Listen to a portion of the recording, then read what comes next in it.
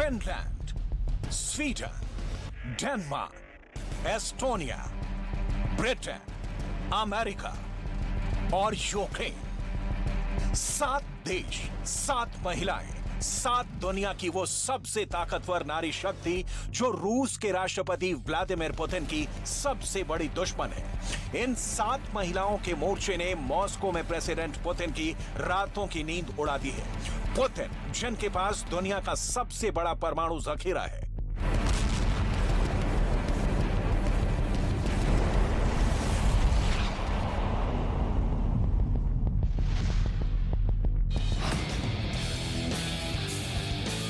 Putin, जिनके पास दुनिया के सबसे बड़े मंच पर वीटो का अधिकार हासिल है, पुतिन, जिनके ट्रैक रिकॉर्ड में 99.9% कामयाबी दर्ज है, वो चाहे जंग का मैदान हो या संबंधों का इतिहास, जिसमें अलीना कबाएवा हैं, जो पुतिन के प्रेम में कई देशों से प्रतिबंध की चोट से आहत हैं।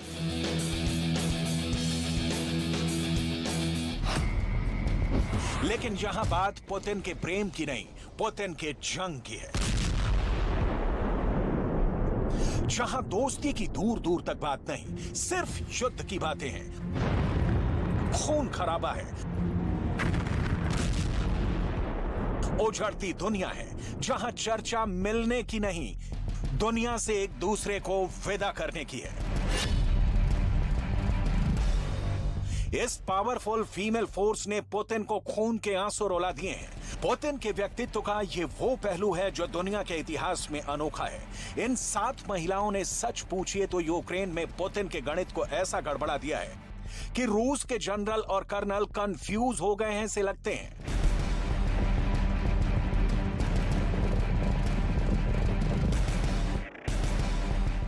दुनिया की सबसे लंबी समंदर के नीचे बिछी रूस की नॉर्ड स्ट्रीम पाइपलाइन में ब्लास्ट हुआ, पुतिन एक्शन लेते। पुतिन की दुश्मन नंबर 1। उसके पहले पुतिन की दुश्मन नंबर 1 स्वीडन की कार्यवाहक प्रधानमंत्री माग्डालेना एंडरसन का दंदनाता बयान आ जाता है। Vi har svenska uppgifter men också tagit del av uppgifter i våra kontakter med Danmark. Och utifrån dem kommer fram till att detta troligen rör sig om en medveten handling. Det är alltså troligen en fråga om ett sabotage. Norges regering har också informerat oss om en ökad drönaraktivitet i Nordsjön och Putin का खौफ Sweden में भी भर गया है। Sweden को भी Ukraine की तरह नेटो की सदस्यता चाहिए। स्वीडन की पीएम यूक्रेन को खूब मदद पहुंचा रही हैं। स्वीडन की तरफ फिनलैंड की प्रधानमंत्री सना मरीन को भी पुतिन फूटी आंखों नहीं सुहाते। पुतिन की पड़ोसी, पुतिन की दुश्मन नंबर 2 फिनलैंड की पीएम सना मरीन पुतिन से बहुत नाराज है।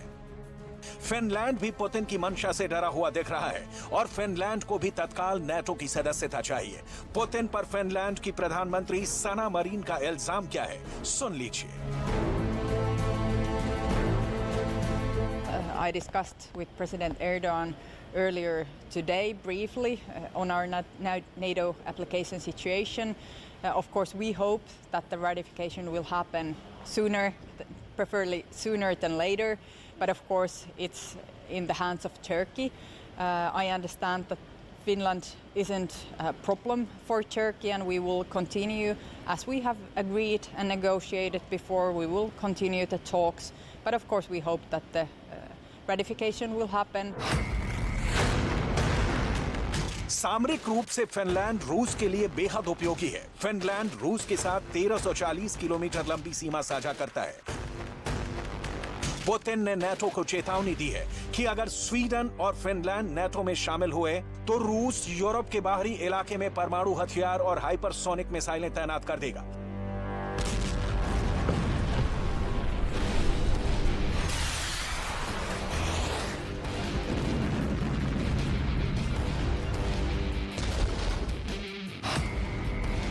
फिनलैंड के बाद पुतिन के दुश्मन नंबर 3 डेनमार्क की प्रधानमंत्री मिट्टे फ्रेडरिक्सन पुतिन के खिलाफ जो बाइडेन के साथ खुलकर खड़ी हैं। डेनमार्क उन देशों में से है जो पुतिन के खिलाफ है।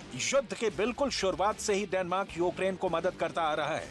पुतिन की नीतियां डेनमार्क की पीएम को भी अच्छी नहीं लगती। मेटे फ्रेडरिक्सन ने कहा है कि रूस के साथ संघर्ष शुरू होने के बाद से डेनमार्क ने यूक्रेन को पर्याप्त राजनीतिक, वित्तीय और प्रतिबंध सहायता दी है। यूरोपीय संघ और वैश्विक भागीदारों ने रूस पर अभूतपूर्व प्रतिबंध लगाए हैं और साथ में हम और भी अधिक करेंगे। पुतिन को यूक्रेन युद्ध में जितने तीर लगे हैं उतने शायद जिंदगी में अब तक जख्म नहीं झेलने पड़े होंगे। इस युद्ध की आग ने पुतिन के सुकून को जला दिया है।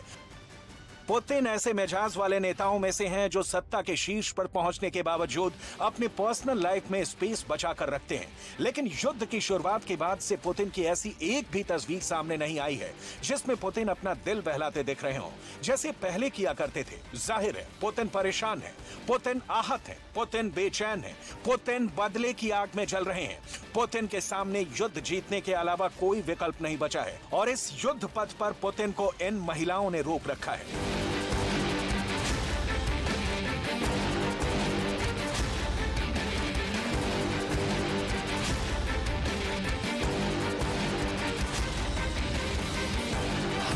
पुतिन के दुश्मन नंबर 4 हैं एस्टोनिया के प्रधानमंत्री काया कैलास, जो इस वक्त यूरोप की आयरन लेडी के नाम से मशहूर हो चुकी हैं। I think that Vladimir Putin has to be isolated politically on all the levels, because what we see in Ukraine, why there are more civilian casualties than there are military casualties, is because they are targeting the civilians. Time की यह खबर देखिए। काया कैलास ने पूरे Europe को आईना दिखाते हुए कहा कि पुतिन के खिलाफ जितना लड़ना चाहिए वो लड़ाई नहीं की जा रही। ब्रिटेन के द गार्डियन ने काया कैलास का बयान छापा कि पुतिन सिर्फ ताकत की भाषा समझते हैं। काया कैलास कह रही हैं कि रूस को यूक्रेन से बाहर खदेड़ देना चाहिए। This is not the end. We should not forget what he has already done to Ukrainian people.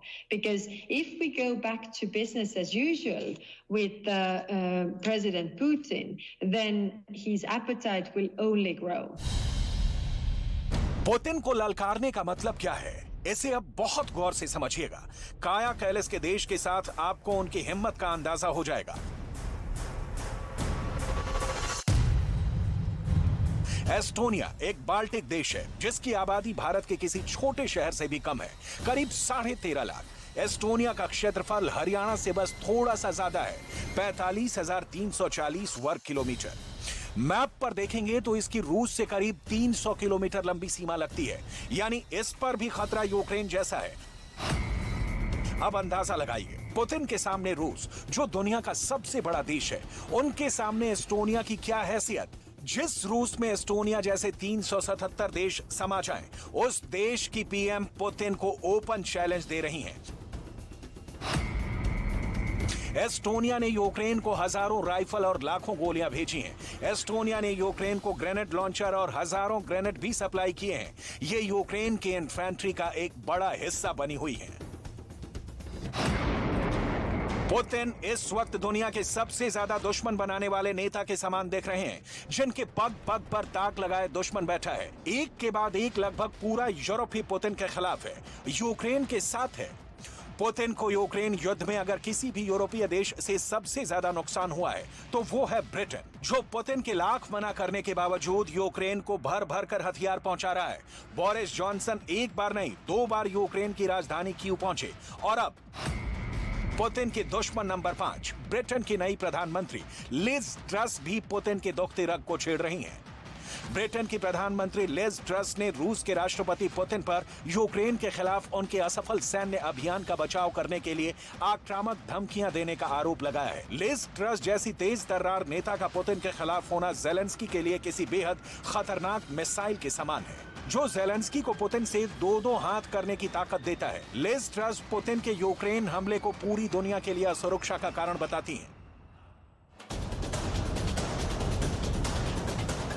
Putin की मुखालफत करने वाली दुनिया की ये टॉप लेडी लीडर चाहती हैं कि यूक्रेन में युद्ध तुरंत बंद किया जाए, यूक्रेन को जितना संभव हो मदद किया जाए, और यही बात राष्ट्रपति पुतिन को खल रही है। यूक्रेन को मदद और रसद मिलना बंद नहीं हुआ। जो इस वक्त युद्ध का हाल है वो बता रहा है कि पुतिन बहुत मुश्किल में पड़ गए हैं और सामने जब नैन्सी पेलोसी जैसी नेता हो तो चुनौतियों की तादाद में इजाफा होना तय है।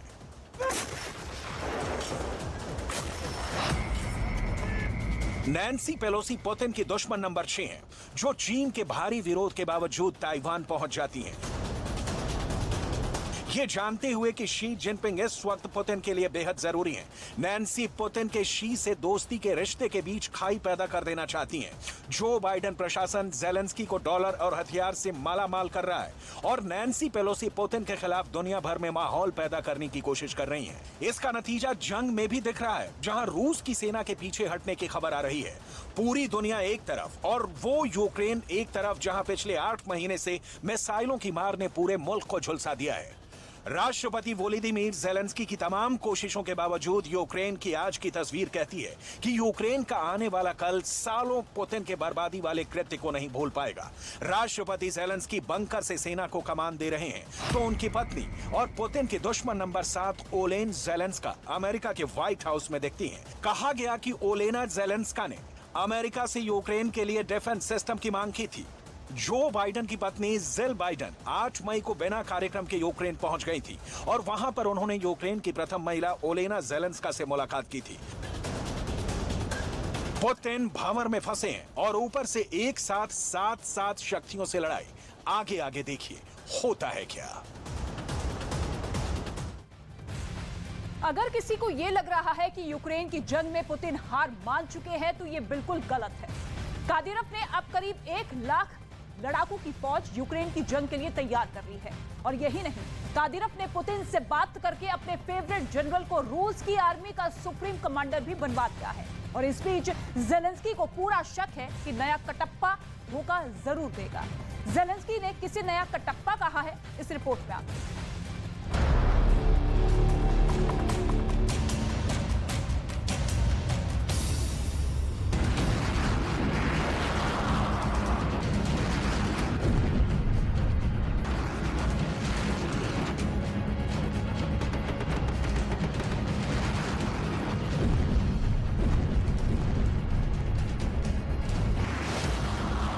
लड़ेंगे, भिड़ेंगे, जिएंगे या मरेंगे, कैसे भी करेंगे लेकिन यूक्रेन की जंग जीतेंगे। पुतिन की जिंदगी का अब यही एक मकसद है, जेलेंस्की की बर्बादी, अपने दुश्मन का खात्मा।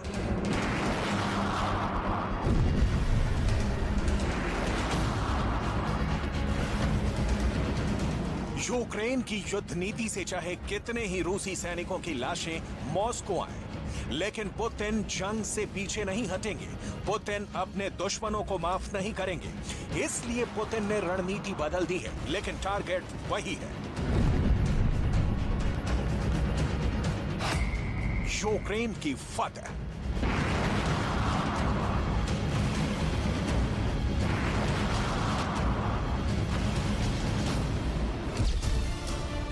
यूक्रेन में जंग लड़ रही अपनी पूरी सेनाओं का जिम्मा अब पुतिन ने अपने कमांडर सर्गेई सुरोविकिन को दिया है।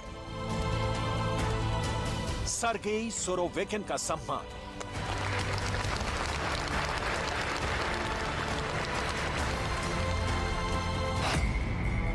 यूक्रेन के अंदर रूस की थल सेना, रूस की वायुसेना, रूस की नौसेना, चेचन्या की फौज, दागिस्तान की फौज, सीरिया की फौजी टुकड़ी, ये सारी सेनाएं अब सिर्फ और सिर्फ पुतिन के इस नए जनरल सर्गेई सुरोविकिन को रिपोर्ट करेंगी।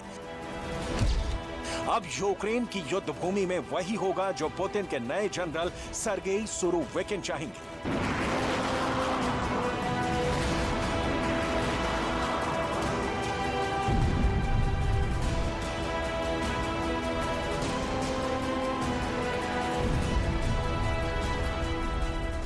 यूक्रेन के अंदर लगातार हो रही हारों पर अब पुतिन तो मातम मना ही रहे हैं, रमजान कादिरोव भी बहुत ज्यादा गुस्से में है।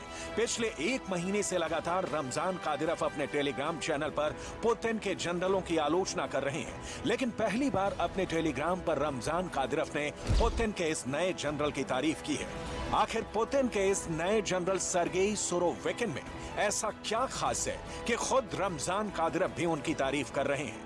पूरी दुनिया में ये हेडलाइंस क्यों छप रही हैं कि पुतिन ने अब अपने सबसे क्रूर, बेरहम, निर्दयी और शैतान जनरल को यूक्रेन की जंग की कमान सौंप दी है? आखिर क्यों अब रमजान कादिरोव और सर्गेई सुरोविकिन ही पुतिन की आखिरी उम्मीद है? क्या रमजान कादिरोव के 90,000 नए लड़ाके दोबारा यूक्रेन के अंदर पुतिन की वो प्रतिष्ठा वापस लौटा पाएंगे जो अब नष्ट हो चुकी है? पुतिन के कैंप में क्या चल रहा है, एक एक खबर आपको देंगे, लेकिन सबसे पहले बात करेंगे पुतिन के उस नए जनरल की जिसकी हेडलाइंस आज तमाम इंटरनेशनल न्यूज़पेपर्स में प्रकाशित हुई हैं। रूस के राष्ट्रपति भवन क्रेमलिन में उस वक्त खलबली मच गई जब क्रीमिया का ब्रिज विस्फोटक से उड़ा दिया गया। 24 घंटे के अंदर पुतिन ने इस ब्रिज को रिस्टोर करवा दिया, लेकिन पुतिन की प्रतिष्ठा को जो धक्का लगा है वो रिस्टोर करने की जिम्मेदारी अब सर्गेई सुरोविकिन की है। ज़ेलेंस्की के बयानों के मुताबिक यूक्रेन की आर्मी रूस से अब तक 2400 वर्ग किलोमीटर का क्षेत्र छीन चुकी है। अब पुतिन के नए जनरल सर्गेई के सामने टारगेट ये है कि उनको ये जमीन दोबारा वापस लेनी होगी। दूसरे विश्व युद्ध के बाद पहली बार रूस के अंदर 3 लाख नागरिकों को सेना में भर्ती किया जा रहा है। इन 3 लाख नागरिकों के सैन्य प्रशिक्षण पर भी पुतिन के नए जनरल को निगरानी करनी है। रूस के अंदर पुतिन के दुश्मन अब खुलकर पुतिन की आलोचना कर रहे हैं। दोबारा यूक्रेन में जीत हासिल करके पुतिन के दुश्मनों के मुंह पर ताला लगाने का जिम्मा भी अब जनरल सर्गेई के कंधों पर है। पुतिन के नए जनरल का सबसे बड़ा चैलेंज है नेटो के दांत खट्टे करना, क्योंकि ज़ेलेंस्की नेटो में शामिल होने का त्वरित आवेदन कर चुके हैं। स्विस मिलिट्री रिव्यू के मुताबिक 24 फरवरी को जब यूक्रेन के अंदर रूस की सेना ने अपना स्पेशल ऑपरेशन शुरू किया था, तब रूस की सेना 5 अलग अलग ग्रुप्स में बटी हुई थी। इनको नेतृत्व देने के लिए कोई थिएटर कमांड नहीं थी, लेकिन बाद में रूस ने अपनी रणनीति बदल दी और एक थिएटर कमांड का गठन किया। सबसे पहले सीरिया के कसाई के नाम से कुख्यात अलेक्जेंडर दार्निकोव को पुतिन ने एकीकृत कमांड का जनरल नियुक्त किया था। अलेक्जेंडर दार्निकोव पर आरोप है कि सीरिया के अंदर युद्ध जीतने के लिए उन्होंने नागरिकों पर ही बमबारी करवा दी थी। सीरिया में रूस का झंडा ऊंचा करने के लिए पुतिन ने अलेक्जेंडर दार्निकोव को hero of the Russia medal से सम्मानित किया था, जो रूस के सर्वोच्च पुरस्कारों में से एक है। लेकिन अलेक्जेंडर दार्निकोव भी पुतिन को मन मुताबिक सफलता नहीं दिला सके, जिसके बाद पुतिन ने अब थिएटर कमांड का पूरा जिम्मा अपने नए जनरल सर्गेई सुरोविकिन को सौंप दिया, जो रूस की वायुसेना के चीफ भी हैं। खुद रमजान कादिरोव ने एक टेलीग्राम पोस्ट में जनरल सर्गेई सुरोविकिन की तारीफ की है। रमजान कादिरोव ने लिखा है, सेना के जनरल सर्गेई सुरोविकिन को विशेष सैन्य अभियान के क्षेत्र में संयुक्त बलों के समूह का कमांडर नियुक्त किया गया है। मैं व्यक्तिगत रूप से सर्गेई व्लादिमीरोविच को लगभग 15 वर्षों से अच्छी तरह से जानता हूं। मैं उनके बारे में निश्चित रूप से कह सकता हूं कि वो एक वास्तविक सेनापति और योद्धा हैं। सर्गेई सुरोविकिन अनुभवी, मजबूत इरादों वाले और दूरदर्शी सेनापति हैं। कादिरोव ने लिखा है कि सर्गेई के लिए देशभक्ति, सम्मान और गरिमा जैसी अवधारणाएं हमेशा सबसे ऊपर हैं। इस नियुक्ति का स्वागत करते हुए मुझे खुशी हो रही है। सैनिकों का संयुक्त समूह अब अच्छे लीडर के हाथों में है।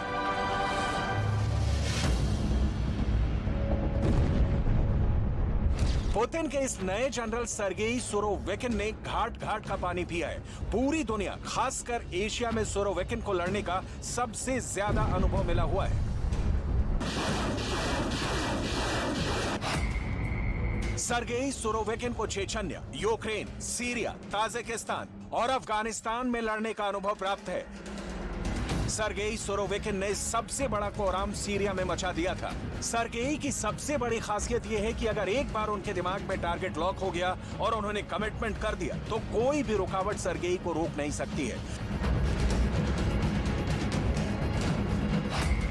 सुरोविकिन को सीरिया के अलेप्पो में आईएसआईएस आतंकवादियों का फन को चलने का जिम्मा दिया गया था। सुरोविकिन ने आईएसआईएस आतंकियों के ठिकानों पर इतनी जबरदस्त बमबारी करवाई कि आईएसआईएस आतंकवादी रिहायशी इलाकों में जाकर छुपने लगे। सुरोविकिन पर आरोप है कि आतंकियों को खत्म करने के लिए उन्होंने अलेप्पो के रिहायशी इलाकों पर भी जमकर बमबारी करवाई थी, जिससे बहुत सारे आम नागरिक भी मारे गए।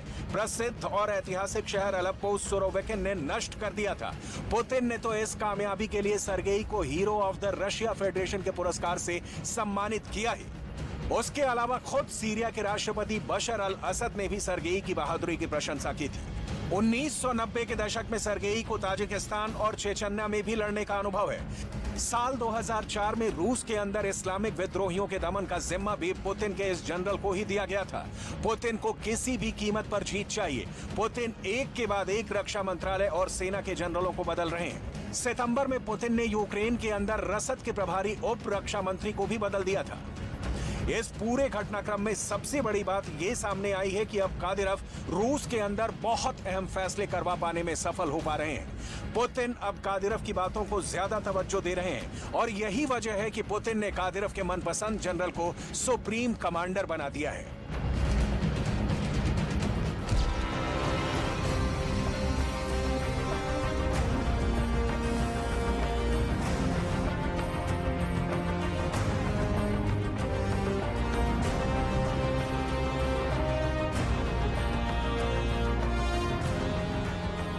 अगर किसी को भी लग रहा है कि पुतिन की लगातार हारों के बाद यूक्रेन के अंदर पुतिन का मनोबल टूट चुका है, तो ये सोचना पूरी तरह गलत है, क्योंकि आप इन तस्वीरों को देखिए। ये कादिरव की 90,000 की फौज है जो यूक्रेन में लड़ने मरने के लिए तैयार हो रही है। पुतिन के जन्मदिन के मौके पर कादिरव ने चेचन्या के अंदर अपना शक्ति प्रदर्शन किया है। कादिरव ने पुतिन को अपनी ताकत दिखाई है और कहा है कि चेचन्या का बच्चा बच्चा पुतिन के लिए अपनी जान लड़ाने को तैयार है। वेस्टर्न एक्सपर्ट्स का आकलन है कि अब कादिरव और उनकी फौज ही वो अंतिम उम्मीद है जो यूक्रेन की जंग में पुतिन की वापसी करवा सकती है। कादिरव भी इस बात को अच्छी तरह से जानते हैं और इसीलिए उन्होंने अपने लड़ाकों को तैयार रहने के लिए अलर्ट कर दिया है। जब खार्किव से पुतिन की फौजों को भागना पड़ा था, उस वक्त ही कादिरव ने यह बयान दिया था कि वो युद्ध पलट देंगे और ओडेसा का बंदरगाह जीतकर पुतिन को गिफ्ट कर देंगे। दूसरी तरफ ज़ेलेंस्की भले ही जंग जीतते हुए नजर आ रहे हो, लेकिन पुतिन का खौफ और परमाणु धमकियों की दहशत साफ देखी जा सकती है।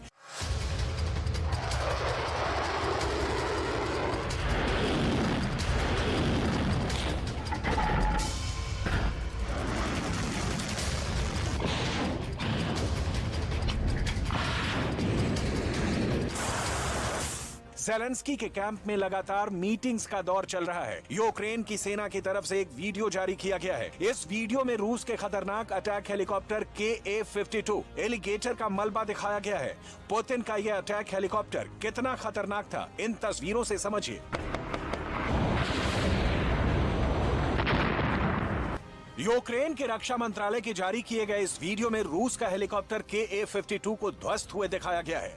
यह रूस का सिंगल सीट अटैक हेलीकॉप्टर है। रूस के इस बेजोड़ हेलीकॉप्टर का अटैक बेहद खतरनाक होता है। यह हेलीकॉप्टर मशीन गन की तरह फायर कर सकता है।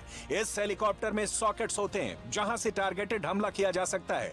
इस हेलीकॉप्टर में फायर रॉकेट्स होते हैं जो बहुत तेजी से दुश्मन के ठिकानों को खत्म करने की क्षमता रखते हैं।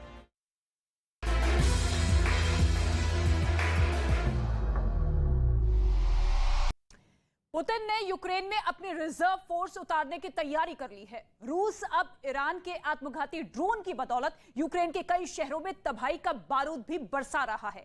बावजूद इसके रूस की सेना को कोई मोर्चों से या कई मोर्चों से पीछे हटना पड़ा है। यह रिपोर्ट आप देखेंगे तो आपको पता यह चलेगा कि पुतिन की रिजर्व फोर्स इस युद्ध को कहां तक ले जाएगी या फिर उसे एक बड़ी हार का सामना करना पड़ेगा।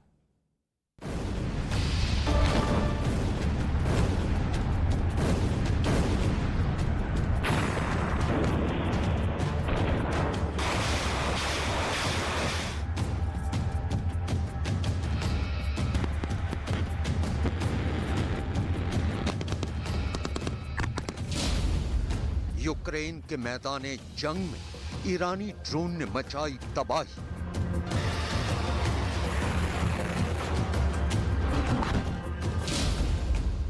रूस की रिजर्व फोर्स जंग के लिए तैयार।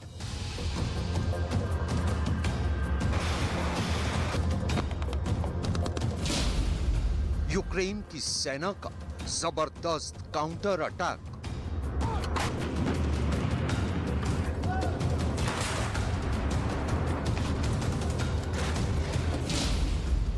रूस की तबाही का सबब यूक्रेन का रक्त बीज।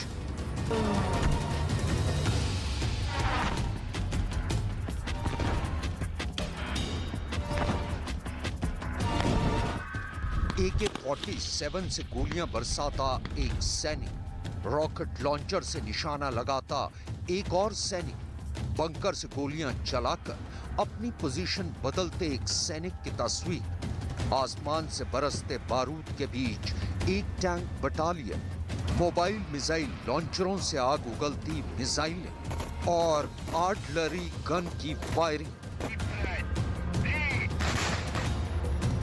यकीनन ऐसी तस्वीर देखकर कोई भी दहल जाए, लेकिन ये जंग की तस्वीरें नहीं बल्कि जंग की तैयारियों की तस्वीरें हैं। और इन तस्वीरों में नजर आ रहे ये तमाम सैनिक रूस की रिजर्व फोर्स से ताल्लुक रखते हैं। रक्षा विशेषज्ञों के मुताबिक रूस लंबी लड़ाई की तैयारी कर रहा है, लिहाजा वो अपनी रिजर्व फोर्स को यूक्रेन के मैदानी जंग में भेजने से पहले उन्हें अच्छी तरह से ट्रेनिंग दे रहा है।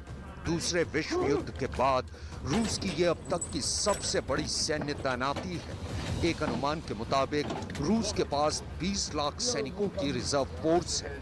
ये रूस के वो नागरिक हैं जिन्होंने अनिवार्य सैन्य सेवा के तहत मिलिट्री ट्रेनिंग ले रखी है। रूस के हर नागरिक के लिए सैन्य प्रशिक्षण लेना अनिवार्य है।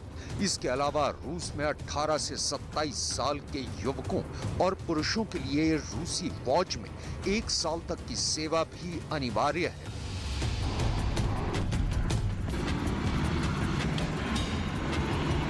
अगर रूस और यूक्रेन के बीच सैन्य बलों की तुलना की जाए तो रूस हर लिहाज से यूक्रेन पर भारी पड़ता है। और यूक्रेन जंग की शुरुआत में रूस ने जंग के लिए करीब 2 लाख सैनिकों को मैदानी जंग में उतारा था, लेकिन पश्चिमी देशों की बदौलत यूक्रेन की सेना को मिले अत्याधुनिक हथियारों के दम पर और बेहतर युद्ध नीति की वजह से रूस और यूक्रेन के बीच जारी जंग में ये फासला लगातार कम होता जा रहा है। और जंग में यूक्रेन की जवाबी कार्यवाही के चलते रूस बैकफुट पर आ गया है। ब्रिटिश न्यूज एजेंसी बीबीसी की रिपोर्ट में इस बात का दावा किया गया था कि 7 महीने की जंग में अब तक रूस के 1000 से ज्यादा वरिष्ठ सैन्य अधिकारी मारे जा चुके हैं। इनमें पायलट, इंटेलिजेंस और सैन्य अधिकारी शामिल हैं। इसके अलावा ब्रिटेन के रक्षा मंत्रालय का दावा है कि अब तक जंग में रूस के 50,000 से ज्यादा सैनिक मारे जा चुके हैं। इतना ही नहीं, यूक्रेन जंग के दौरान रूस अपने हथियारों के जखीरे में से अपनी खतरनाक हाइपरसोनिक मिसाइलें भी इस्तेमाल कर देख चुका है, लेकिन ये मिसाइलें भी गेम चेंजर साबित नहीं हुई हैं।